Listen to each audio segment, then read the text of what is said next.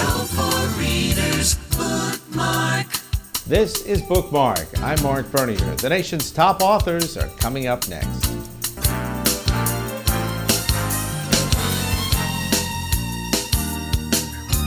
Bookmark.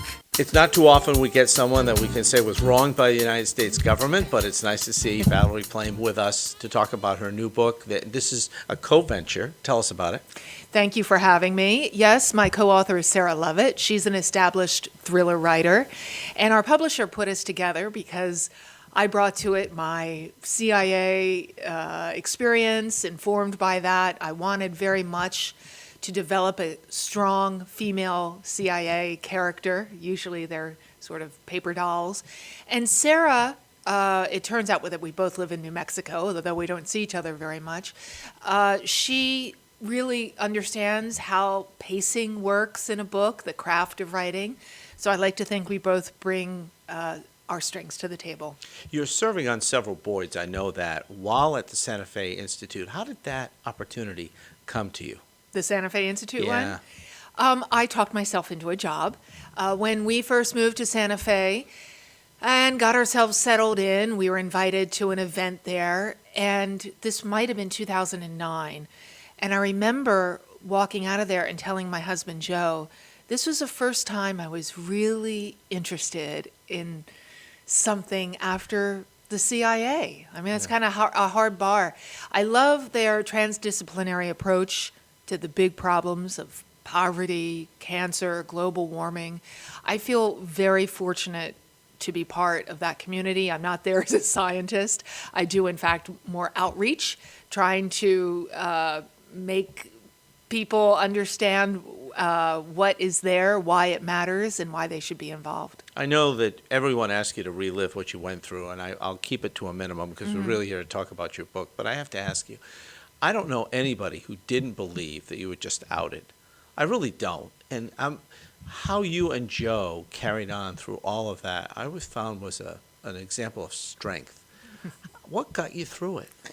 Thank you. It was a very difficult period that was extended. You know, it wasn't just, this was an event that went on from 2003 until really the conviction of Scooter Libby, Vice President Cheney's chief of staff, in 2007.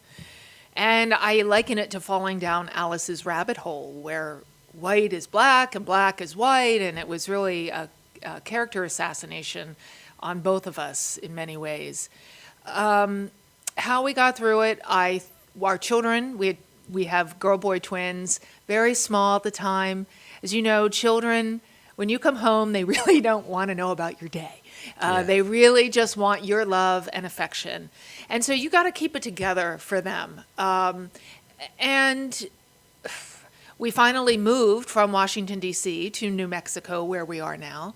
And that was very helpful, too, putting some time and distance and rebuilding our lives. Had you had any conversation in the last couple of years to even cross paths with Undersecretary Armitage? No, our paths have not crossed.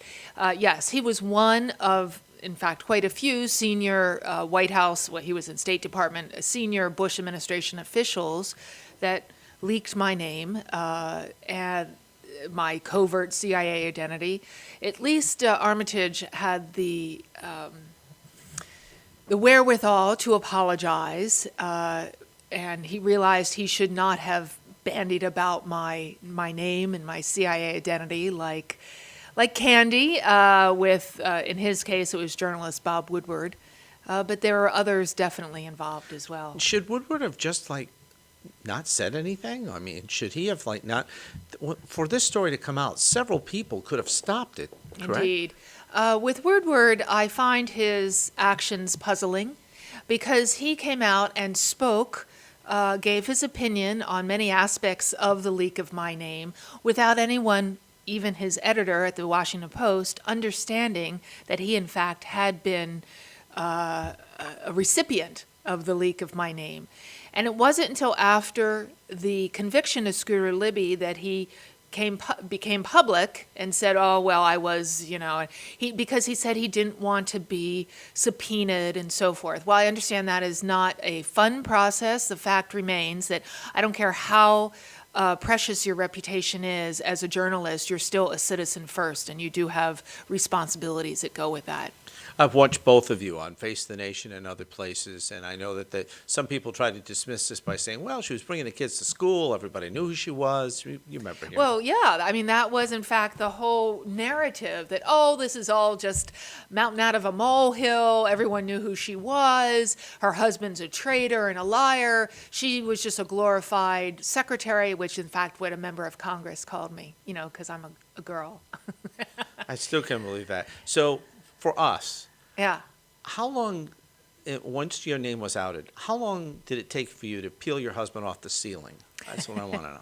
Because he must have gone nuts. Well, both of us did. It was, as I say, an extremely difficult period, and we had the entire force of the government and its apparatus, and it's extremely powerful, coming down on us.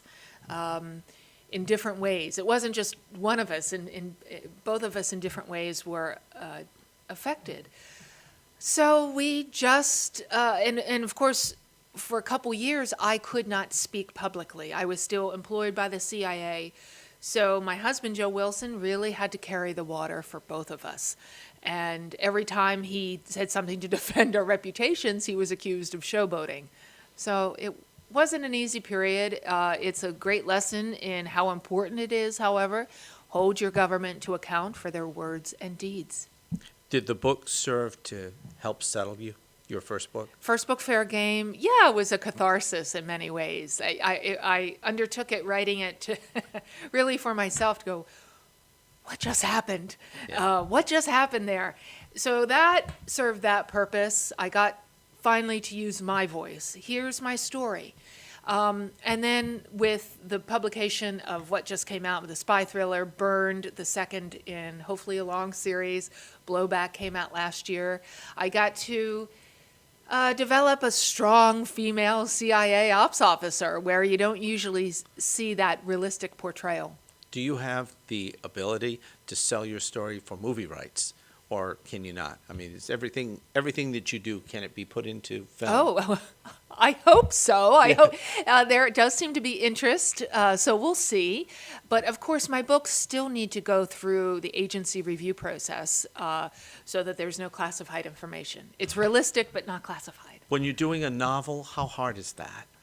I didn't find it particularly onerous. I mean, I spent a career living my cover. You know what you can talk about publicly, or with when I was still undercover, what's appropriate, what is not.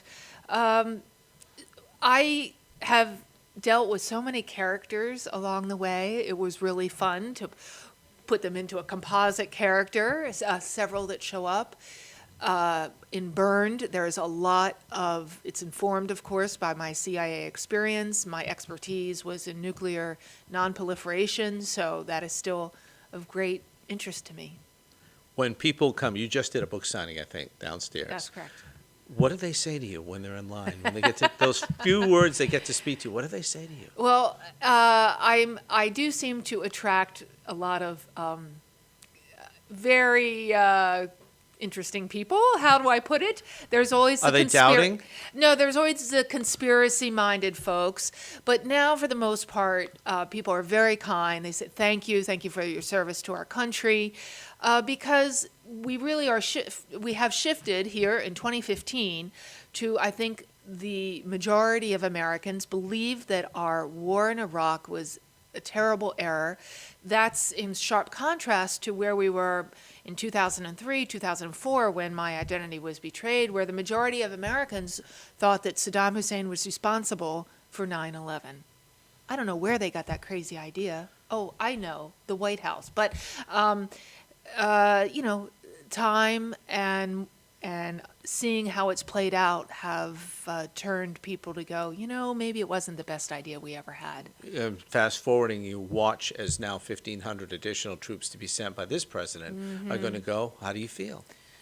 Oh, Good idea, bad idea? This is just my opinion. Your opinion.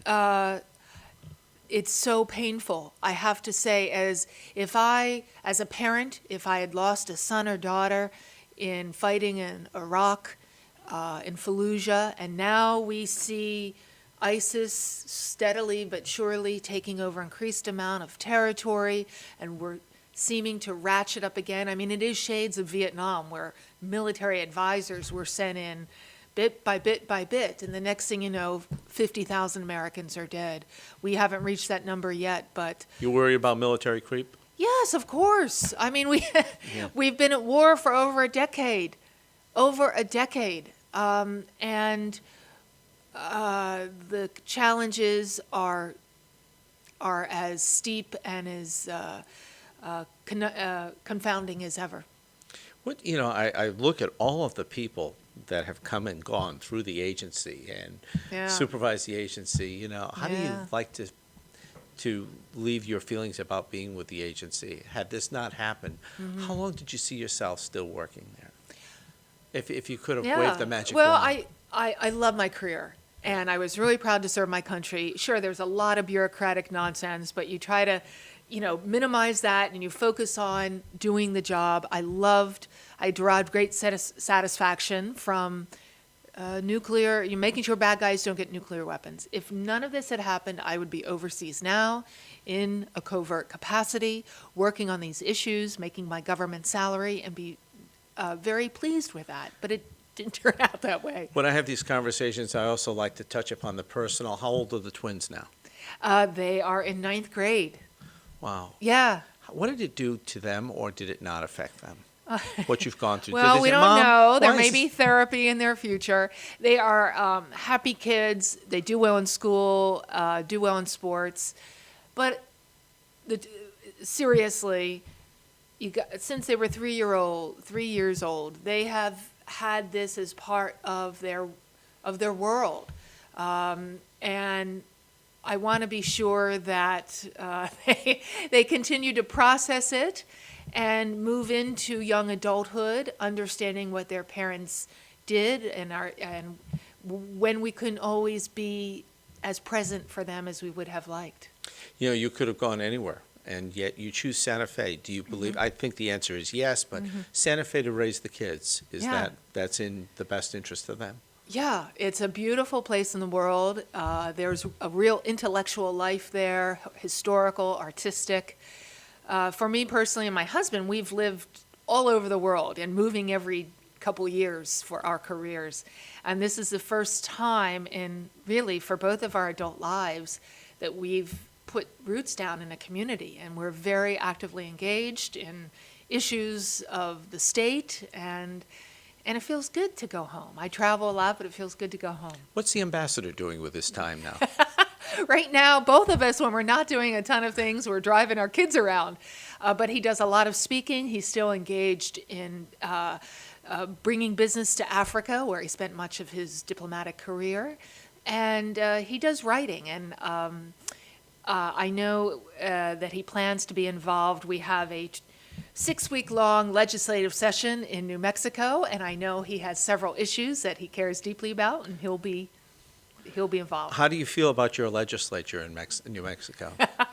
Well, for the first time in many generations, it has turned from Democratic to Republican. However, I want problems to be solved. In New Mexico, we have many. I am deeply involved in public school reform, particularly the 0 through 5 part of that, of the emphasis on before children, before you worry about high school education, you got to look at that. So I can work with Republicans and Democrats alike. I don't care. I want to solve problems. I'm trying to remember, when did you move out there? 2007, right after Scooty Libby's conviction. Okay. I'm trying to remember. Was Richardson governor? Or was Yes, it the was. Yes. Okay. So let me ask you. I mean, Governor Richardson. Yeah. You know of his work with state as well. Yeah, and yet sure. Can't wait for this guy to be gone. Or were you happy with him? Listen, Was he a good governor? Yes, he brought a lot of infrastructure to the state. A politician through and through, Oh, yeah. loved his job. The governor. Termed out? I'm sorry, termed out? Yes, 2 terms, and New Mexico elected America's first Latina governor, I hear Susana good things Martinez. about her. I heard her speak. Jury out? No, jury's in, and here's what the jury says. She's done very little for our state. Ouch. Yeah, she was just reelected, and yes, there's talk that she will be a vice president, on the short list. So I think most New Mexicans would say, please. No. Really? Really? Would you have preferred to have somebody like the governor of Arizona as your governor? Or Jan not? Brewer? Yeah. I don't approve of governors wagging their fingers in the face of a sitting president. I don't Yeah. care. Yeah. You have respect for the office. I know there's much more than that. No, I saw that. I was respect for the uncomfortable. office, it made me uncomfortable. Yeah. My parents always taught me, you respect the office. Well, forgive me for staying with this theme for a moment. Who do you like? I like Kasich. I like my own governor, but I like Kasich. I think it'll be a fascinating run up to 2016. How the Republicans deal with the civil war, really, that's going on in their ranks.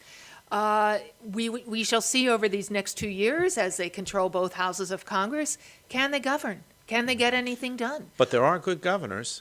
Oh, there are for sure. Do you like Rick Perry? Take that as a no. Yeah. I'm trying to think of who you like. Who do you like? Let's see. Who do I think has done a fine job?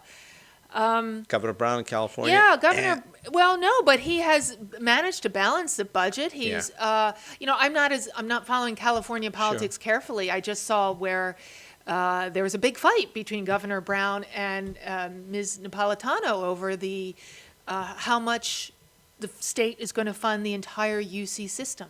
So, Yeah. Well, I have to say that after what happened to you and knowing that you were also conservative, you were both conservative, I thought, these people are going to punch their tickets. They're throwing us out. After what happened to them, they won't. But you stayed. You stayed conservative. Well, here's what I would say. My husband and I served, he in his diplomatic capacity, I served as an intelligence officer overseas. We served as Americans. We didn't serve as Democrats or Republicans. What happened to us, we were both raised in Republican households when the Republican Party was far more moderate in its approach. But obviously that experience changed us. I think that we are both now, certainly our outlook tends to be more progressive. And it's hard to understand the Republican Party's, what are they for? I hear a lot of what they're against. Hard to understand what they're for. But the next 2 years will definitely be interesting. We'll see who wins out there. If Romney were to come back and he says no and Ann says no, if he were to try it again, how would you feel about that? Did you like him or not? By comparison presidential- by comparison to a lot of other potential candidates out there, he seems the very picture of moderation. But he's not someone I could vote for. All right. Thumbs up, thumbs down on these and make it easy for you. Chris Christie, thumbs up, thumbs down. Well, I'm not going to vote for any Republican No, candidate. do you like him in the field? Oh, well, Do you think? I just speak as an average voter. I find how A little too bombastic? I mean that he, some people like that he tells it how it is, but I find him to be really rude in how he treats people that have the audacity to question him. I want to come back to the book, Mm-hmm. and so grateful for this time with you. The cover. Did you get to have say in it? Did you want the cover to look like this? Yeah, I because it does jump out. Good, and they say don't judge a book by a cover, but I don't know about you, but when I'm cruising down an airport, gangway, and you see covers in the bookstores, you're attracted. Blue Rider Press, they have some great graphic artists. They did a wonderful job with Blowback and a wonderful job with Burned. I like it. What did Sarah think? She liked it as well. Now, will you collaborate again? Hopefully this is a long series. So yes, and there's Burned ends in a bit of a cliffhanger. So, Yeah, we got to come up with the third one. How long did it take you to write Burned? We started, Sarah and I went for a hike outside of Santa Fe last summer, and it was actually a pretty steep hike. So at the top, we were winded and could barely get it out. But by the end of the 4-hour hike, we had pretty much blocked out Act 1, 2, and 3, and then, a lot of work after that. Congratulations, Valerie Thank Valerie you. Plame, Burned, our guest today on Bookmark. So great to see you. Thank you. Thank you for having me. That's Bookmark for this week. If you have comments or thoughts on future authors, send an email to us at our website, bookmarc.us. That's our broadcast for today. Thanks for watching.